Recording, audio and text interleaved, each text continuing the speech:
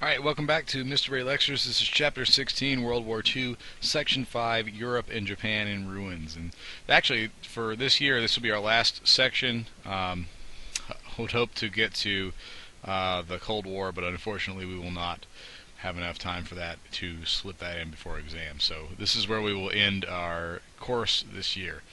Alright, main idea for today's notes, economics. World War II cost millions of human lives and billions of dollars in damages. It left Europe and Japan in ruins. Why it matters now? Well, the United States survived World War II pretty much undamaged, as long as you kind of look away from Hawaii, and this allows it to become a world leader and a world power. Some in-game statistics. After 6 long years of war, the Allies finally were victorious. However, the victorious had been achieved at a very, very high price. World War II had caused more death and more destruction than any other conflict in human history. It left 60 million dead, and 1/3 of these deaths occurred in one country, the Soviet Union. Another 50,000 people had been uprooted from their homes and wandered the countryside in search of somewhere to live. Property damage also ran into the billions of US dollars. Devastation in Europe. By the end of World War II, Europe lay in ruins. Close to 40 million Europeans had died, 2/3 of them civilians. Constant bombing and shelling had reduced hundreds of cities to rubble. The ground war had destroyed much of the countryside. Displaced persons from many nations were left homeless. A few of the great cities of Europe, Paris and Rome and Brussels for example, remained largely undamaged by the war. Many, however, had suffered terrible destruction. The Battle of Britain, for example, left huge areas of London little more than blackened ruins. Warsaw, the capital of Poland, was almost completely destroyed. In 1939, Warsaw had a population of nearly 1.3 million people. When the Soviet soldiers entered the city in January of 1945, only 153,000 people remained. Thousands of tons of Allied bombs had demolished 95% of the central area of Berlin. One U.S. officer stationed in German capital actually reported, "Whenever we looked, we saw desolation. It was like a city of the dead." After the bombings, many civilians stayed where they were and tried to get on with their lives. Some lived in partially destroyed homes or apartments. Others huddled in cellars or caves made from rubble. They had no water, no electricity, and very little food in most cases. A large number of people who did not stay where they were, or rather, a large number of people did not stay there. Rather, they took the roads. They took to the roads. These displaced persons included the survivors of the concentration camps, prisoners of war, and refugees who'd found themselves in the wrong country when post-war treaties changed national borders. They wandered across Europe hoping to find their families or to find a safe place to live. Simon Wiesenthal, a prisoner at Auschwitz, described the search made by Holocaust survivors. He says, "Across Europe, a wild tide of frantic survivors was flowing. Many of them didn't really know where to go, and yet the survivors continued their pilgrimage of despair.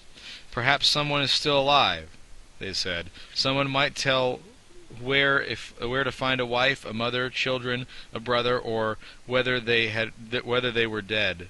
Their desire to find one's people was stronger than the hunger, thirst, or fatigue." This is in Simon Wiesenthal's Never to Forget the Jews of the Holocaust.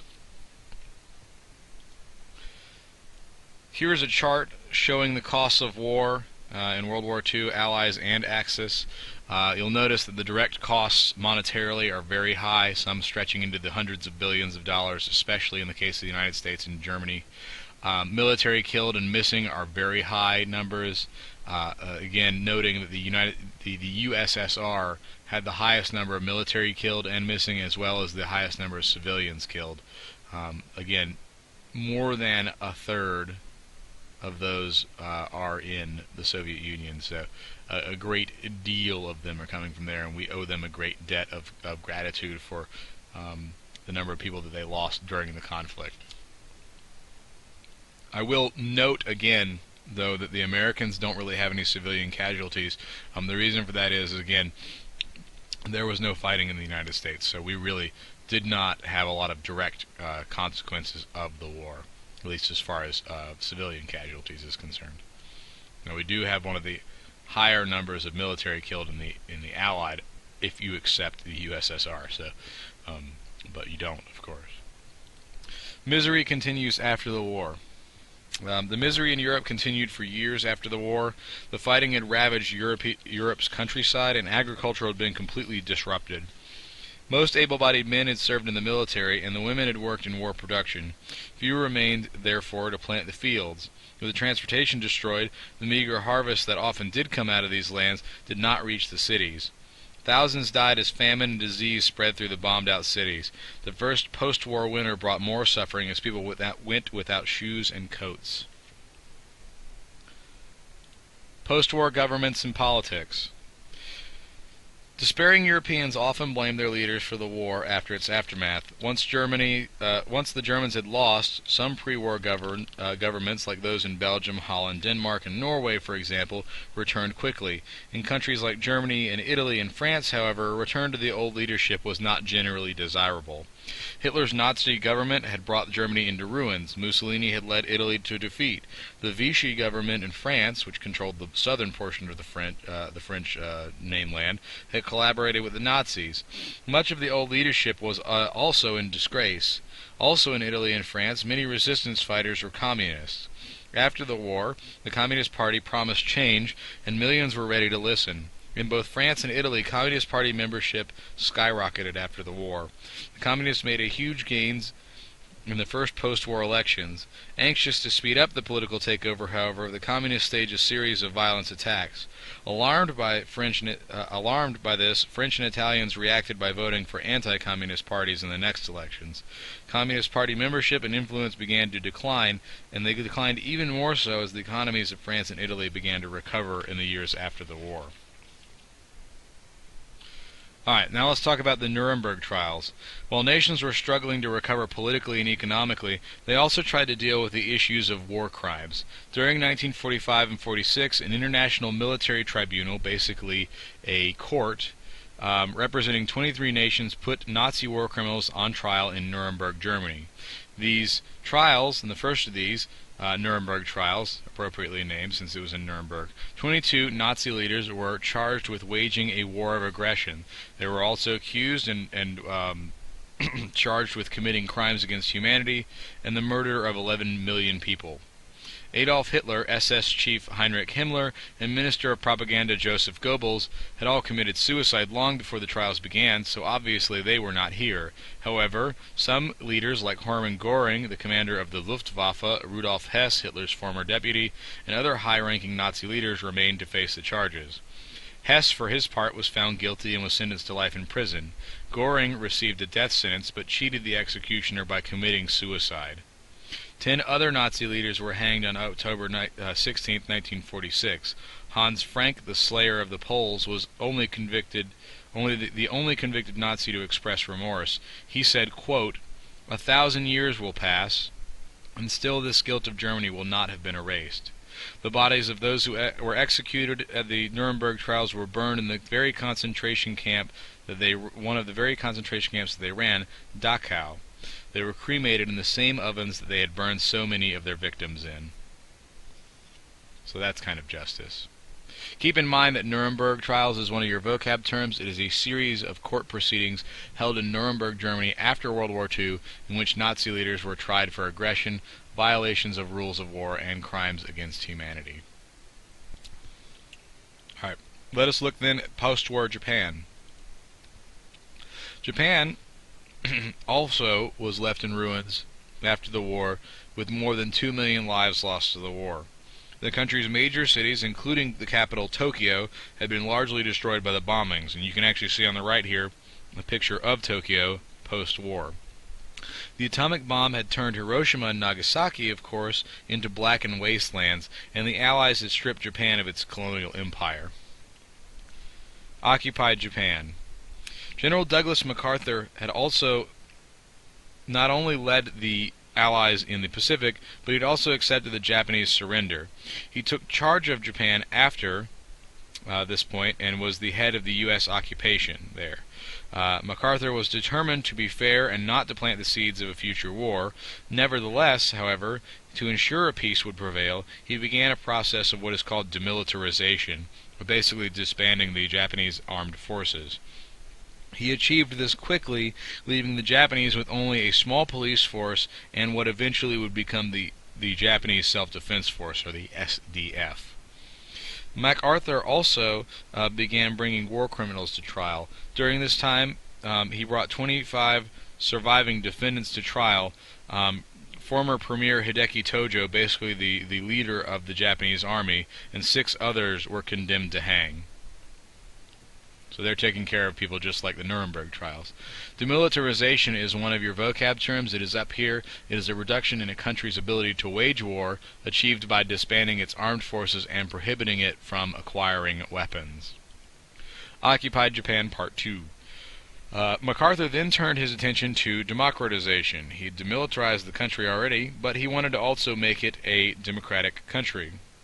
Democratization is the process of creating a government elected by the people.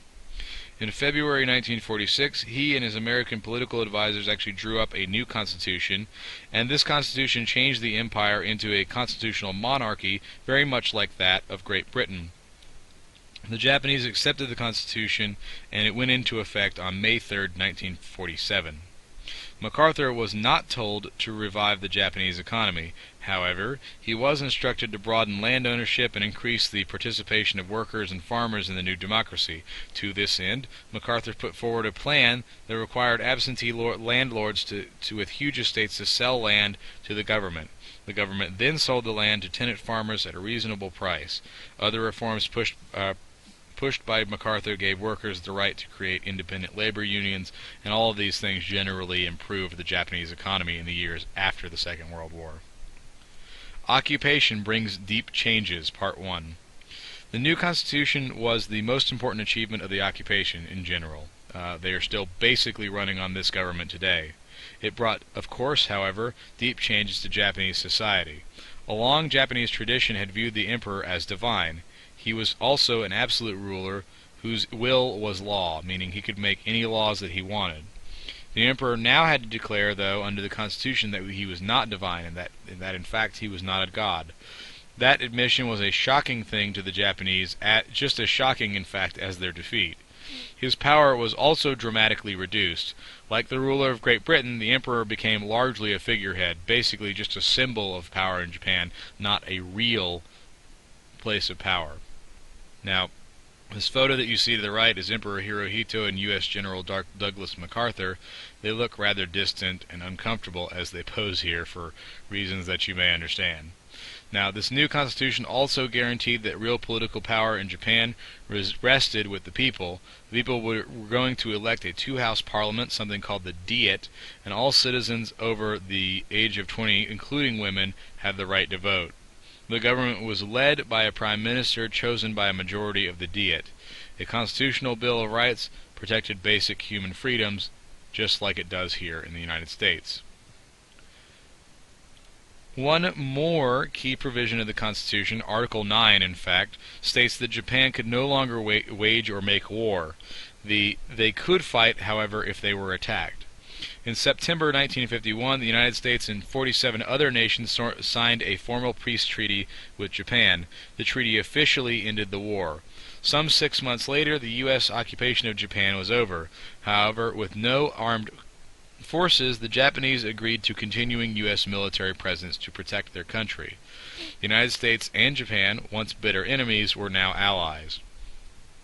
In the post-war world, enemies not only became allies, sometimes allies became enemies. In World War II, this had changed the political landscape of Europe forever. The Soviet Union and the United States emerged from the war as the world's 2 major powers. They also ended the war as allies. However, it soon became clear that their post-war goals were very different, and this difference stirred up conflicts that would shape the modern world for decades under the Cold War. And unfortunately, we will not get to that because this is our last section. With that, yes, you're welcome. That's the end, the completion of this note set. We are sadly out of time for new material in this course. You will be receiving the first portion of your exam review today, which was Wednesday the 20th, 50 vocab terms, That's half of your exam. You'll need to make sure that you know those for the exam. But you should be ready for your last quiz, which is on Thursday, May 21st, which is actually still tomorrow at this point, and last chapter test on Tuesday, May 26th.